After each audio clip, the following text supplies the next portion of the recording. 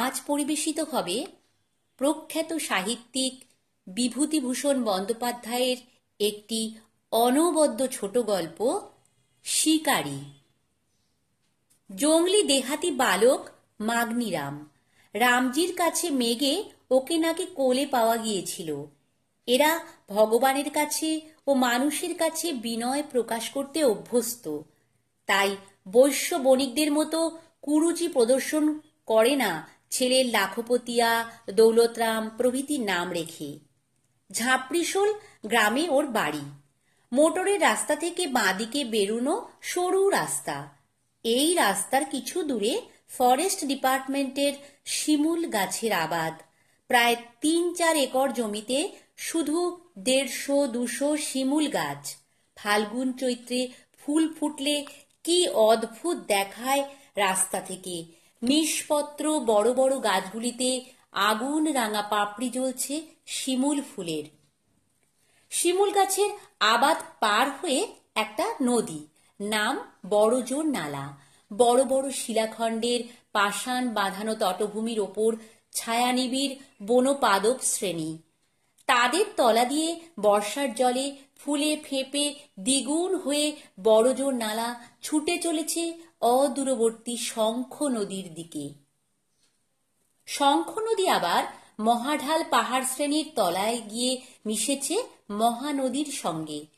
সেটা কোথায় গিয়েছে ঝাঁপড়িশোল গাঁয়ের লোক অত খবর রাখে না। বড়জোর নালা পার হয়ে চুকুরদি তুরুকদি রিজার্ভ ফরেস্ট। চুকুরদি একটা খ্রিস্টান গ্রামের নাম। গ্রামের মধ্যেই ওদের পুরো কর্কশ সাবাই ঘাসে ছাওয়া ধাওরা চালাঘরের গির্জা। দেওয়ালের শালকাঠির ফাঁক দিয়ে উঁকি মারলে দেখা যাবে একখানা মাত্র টিনের ভাঙা চেয়ার, গির্জাঘরের একমাত্র আসবাব। বগদর থেকে মাসে একবার পাদ্রী সাহেব এসে এদের নিয়ে উপাসনা করেন ও শাস্ত্র কথা বলেন, তার জন্যেই এই চেয়ারখানা জোগাড় করা আছে। চুকুরদি গ্রাম পেরিয়ে মহাঢাল পাহাড়ের ৩০০ ফুট একটা শাখা পার হয়ে, একটা বৃদ্ধ মাদার গাছ পার হয়ে বনবেষ্টিত বনকাটি গ্রাম। মাত্র ২৬ ঘর লোকের বাস। কোল ও মুন্ডা জাতীয় লোক, এরা খ্রিস্টান নয়। গ্রামের বাইরে এদের বড় বড় শাল গাছের মধ্যে মঙ্গা পূজার স্থান। মারাং বোঙ্গা অর্থাৎ সূর্যদেবের উদ্দেশ্যে এখানে মুরগি বলি দেওয়া হয়। গাঁয়ের সবাই বছরে একদিন রেঁধে খায়।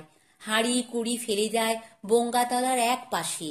বছর বছর জমেছে পুরনো হাঁড়ির পাহাড়। বনকাটি গ্রামের পরে মাঙ্গনবেড়া, মাঙ্গনবেড়ার পরে ঝাঁপড়িশোল। এত কথা বলবার উদ্দেশ্য এই যে ঝাঁপড়িশোল গ্রাম যে রিজার্ভ ফরেস্টের ছায়াময় নিবিড়তায় কোথায় কত দূরে লুকোনো সেটা বোঝা যাবে। এই গ্রামের মাঝখানে দাঁড়িয়ে চারিদিকে চাইলে দেখা যাবে চক্রাকারে নীল শৈলমালা, মহাঢাল, কাঠচুরি, নানকাঁসবাহাল, শয়ছুরি ও চুকুরদি পাহাড় এ ক্ষুদ্র গ্রামকে ঘিরে রেখেছে। জারুল ফুল ফোটে বর্ষাকালে। করম গাছের হলদে ফুল ঝরে পড়ে থাকে বনতল বিছিয়ে।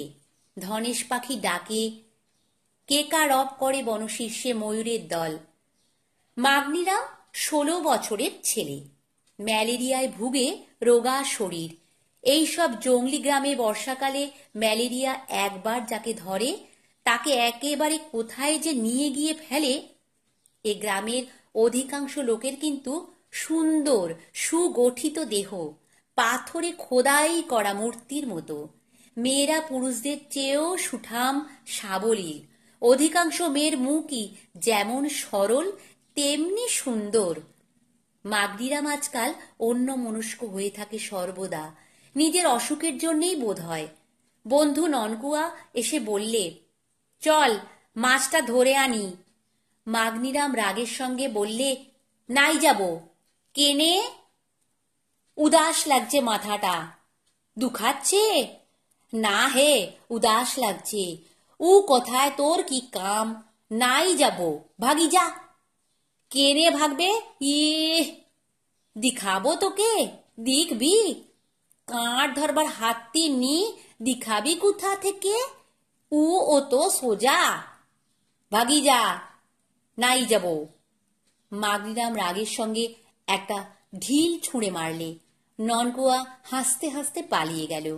পালিয়ে ঠিক নয়, চলে গেল বলাই সঙ্গত। ম্যালেরিয়া জীর্ণ মাগরিরামকে কে বা ভয় করবে ওদের মধ্যে?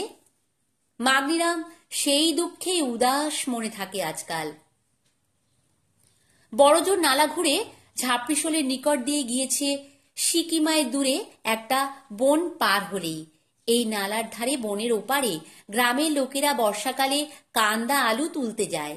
কান্দা আলুর বড় লতা শাল, আসান, অর্জুন গাছের গা বেয়ে অনেক উপরে উঠে যায়।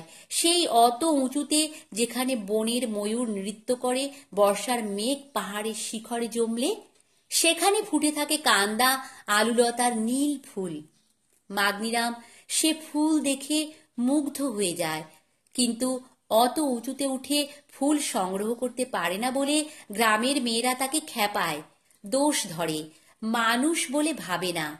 তারা বলে, কমজুরি লোকটা হে, ও সব কামে লয়।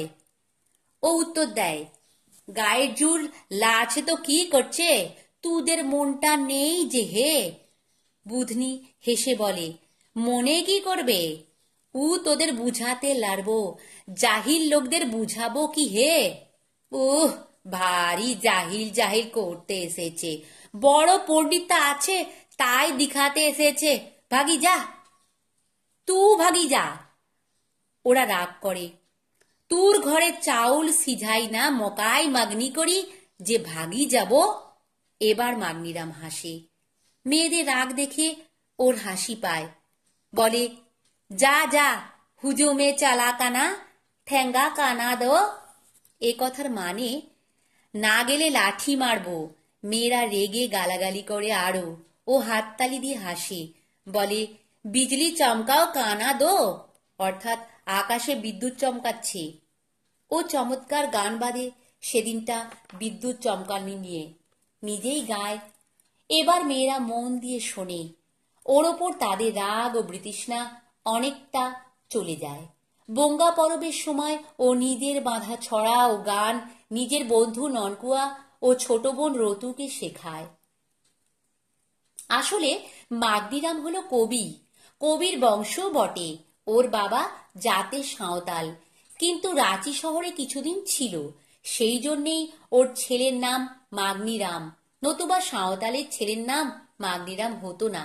রামভক্তি সে বিদেশ থেকে এই নিবিড় বনপ্রদেশে আমদানি করেছিল। ওর বাবা এদেশে একজন বিখ্যাত লোক। রাঁচি শহরে সে মোটর গাড়ি দেখেছে, টেলিফোক দেখেছে, বিজলি বাতি, বিজলি পাখা, কলের গান, কত কি দেখেছে। আজ বছর 17 আগেকার কথা। 17 বছর ধরে সেই গল্প ভাঙিয়ে খাচ্ছে বাড়ি বসে। গ্রামের লোকদের সে অবজ্ঞার চোখে দেখে, বলে, সে দুনিয়াটার কি দেখলি রে, কুথা না গেলি শরীরটার সাক্ষাৎ হবে কুথা থেকে হে, মনে সাক্ষাৎ হবে তবে তো শরীরটাতে লাগবে। ওর কাছে সবাই আশ্চর্য গল্প শুনতে আসে, কত রকম পরামর্শ করতে আসে। ছেলেটিও বাপের ধারা পেয়ে বসে আছে, দুনিয়া সংসারের কোনো কাজে লাগে না, বসে বসে কবিতা বানায় আর গান বাঁধে। এদিক থেকে সে বাপের চেয়ে এক কাঠি সরেস হয়েছে, বলা বলি করে গ্রামের লোকেরা। অবশ্যই নিন্দা হিসেবেই বলে, প্রশংসা করে নয়। মাগনিরামের মন ওরে কান্দালতার নীল ফুল যেখানে ফুটেছে সেই বনের মাথার উপরে। বাবাকে সে বড় মানে। বাবা একজন কত বড় লোক, কত দেশ ঘুরেছে। এখানকার জাহিল লোকেরা কি করে বুঝবে তার বাবা কত বড়? সে যদি জ্বরে না ভুগত তবে অনেক দূর চলে যেত এতদিনে। একবার সে গড়মিন্টোর শিমুল গাছের আবাদ দেখতে গিয়েছিল। সেখানে তার কয়েকদিন আগে গড়মিন্টো এসেছিল আবাদ তদারক করতে। গড়মিন্টো মিঠাই ফেলে গিয়েছিল, বিলাইতি মিঠাই, লাল নীল রং, কাগজে মোড়া। সে কুড়িয়ে প্রথমে ভাবলে, কি এগুলো? আবাদের চৌকিদার দেখে বললে, ও বিলাইতি মিঠাই, খেয়ে লাও। সে মুখে দিয়ে অবাক হয়ে গিয়েছিল। অমন সে জীবনে কখনো খায়নি। গরমিন্টোর মিঠাই ভারী চমৎকার লাগে খেতে। এসব ফেলে সে চলে যেত যে দেশে ওই রকম আশ্চর্য জিনিস আছে। কিন্তু বাবার জন্য মন কেমন করলে দূরে কি করে যাওয়া হয়। তাছাড়া শরীরে অসুখ তো লেগেই আছে, যে জন্যে সে গাছের ওপরে উঠতে পারে না, কাঁট ধরতে পারে না, পাহাড় ডিঙিয়ে বড় ঝোপের বনে যেতে পারে না। কিন্তু বাবার মতো সে নাম করা লোক হতে চায়, বাবার মনে সুখ দিতে চায়। বর্ষার বাজার খেতে যেমন প্রতি বছর পাহাড় থেকে বন্য হস্তিজুত নামে ক্ষেতের ফসল নষ্ট করে, এবারও তার ব্যতিক্রম ঘটল না। ঘাটোয়ালি কাছারি থেকে ঢেট্রা দিয়ে গেল। এবার মস্ত বড় পাগলা হাতি নেমে বন্য গ্রামগুলির অত্যন্ত ক্ষতি করছে। যে হাতি মারতে পারবে তাকে 100 টাকা পুরস্কার দেওয়া হবে। গ্রামের মধ্যে জোয়ান শিকারীর দল চঞ্চল হয়ে উঠল, কিন্তু কেউ কারো সঙ্গে পরামর্শ করে না, পাছে তার মতলব অপরে আত্মসাৎ করে। ঢেমন সাঁওতাল বনকাটি গ্রাম থেকে এসে একদিন সবাইকে ডেকে বললে, এবছরের হাতিটি তোরা মারতে লারবি। সবাই বললে, কেনে হে? ও মাদি হাতি আছে, মারতে লারবি। একজন যুবক শিকারী বললে, কাঁট টেনে হাতি মারা নেই যাবে, তুমি শিখাতে এসেছ? মাদি হাতিটা কি হাতি লয়? ই সে হাতি লয়, দেখে লিবি আমার কথা। এবছর 2-3 আদমি মরবেই সব বস্তির। ঘাটোয়ালি কাছারি লোক টাকা দেবে সিধা বাত শুনে, তা দিবে না, দেখে লিবি। ঢেমন বড় শিকারী এ অঞ্চলের। একা বাঘ মেরেছে কাঁড় দিয়ে, বিষাক্ত ফলা চালিয়ে হাতি মেরেছে। তার কথা অগ্রাহ্য করবে এমন লোক এদিকের কোনো গ্রামে নেই। মাগনিরাম সেখানে উপস্থিত ছিল। সে ঢেমন সাঁওতালের সুগঠিত চেহারার দিকে চেয়ে দেখলে প্রশংসার দৃষ্টিতে। মরদ বটে একজন। আজ তার যদি জ্বর না হতো, সেও অমনি হতে পারত। তার বাবা বুড়ো হয়েছে, বাবার হাত থেকে কাজ নিতে হবে এবার তাকে, বাবাকে সুখে রাখতে হবে। মাগনিরাম কবির দৃষ্টিতে জগৎটাকে দেখে। বাবাকে সাহায্য করতে হবে, সুখী করতে হবে, এটা হলো কল্পনাপ্রবণ হৃদয়ের কথা।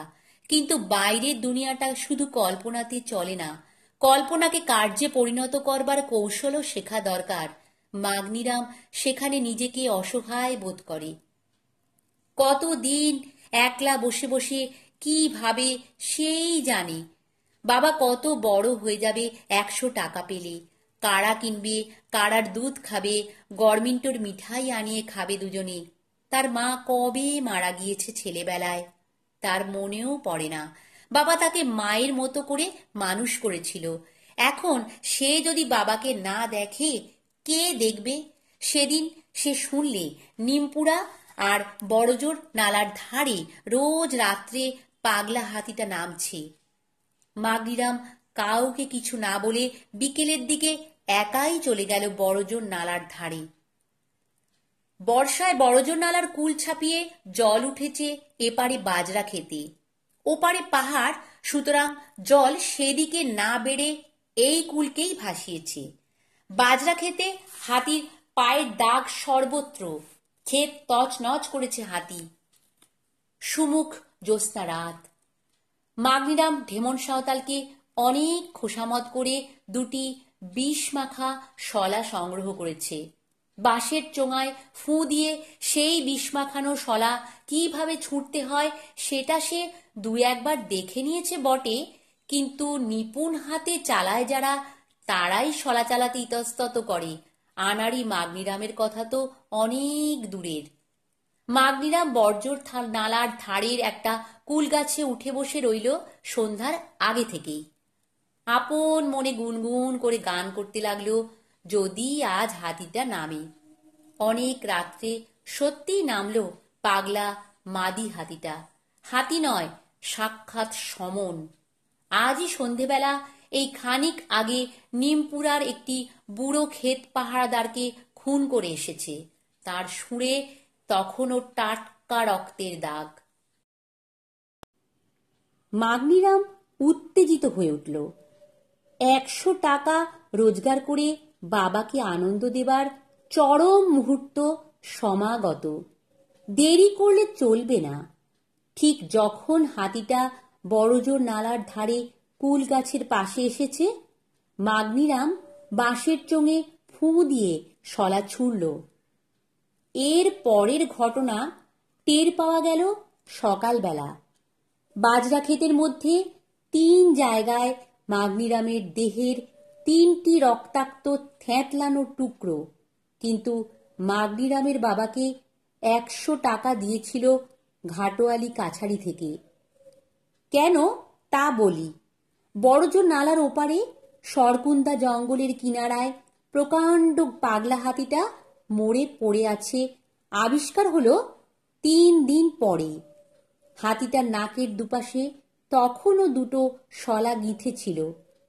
ঢেমন সাঁওতাল বীর শিকারী শলা দেখে বললে, ই তো আমার হাতের শলা আছে হে, বাসুড়ির ছেলেটা আমার কাছ থেকে লিয়েছিল সেদিন, ওর মনে ই ছিল সেটা কি করে জানছি হে। ঢেমন সর্দারের সাক্ষীর বলে ঘাটোয়ালি কাছারির পানিকর মাগনিরামের বাবাকে কাছারিতে ডেকে 4 জন সাক্ষীর সামনে টিপসই দিয়ে নগদ 10 টাকার 10খানা নোট ওর হাতে তুলে দিয়ে বললে, বাপের বেটা তো ইকে বলে, চোখের জল না ফেলবি, ও তোর বেটা ছিল না, তোর বাবা ছিল হে।